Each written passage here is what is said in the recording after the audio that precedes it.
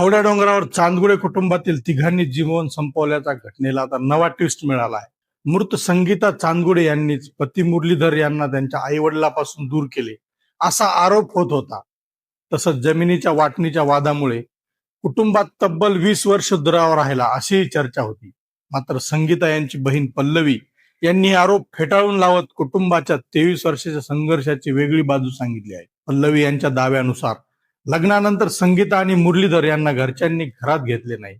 गावात पंचायत बसवल्यानंतर मुरलीधर यांच्या शेतात त्यांना राहण्याची जागा देण्यात आली. मुरलीधर ड्रायव्हर म्हणून काम करत असताना संगीता यांनी मुलांना पाठीवर बांधून तब्बल 4 वर्ष शेती केली असा दावा करण्यात आला आहे.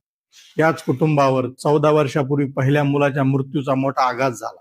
या दुःखातून सावरण्याचा प्रयत्न सुरू असतानाच मुरलीधर यांच्या वडिलांनी त्यांना न विचारता जमिनीची वाटणी करून बहिणीला हिस्सा दिल्याचा दावा आहे.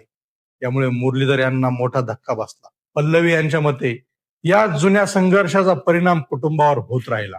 मात्र या दाव्याबाबत अधिकृत सत्य काय, कवड्या डोंगराच्या घटनेमागची ही वेगळी बाजू आता चर्चेत आली आहे.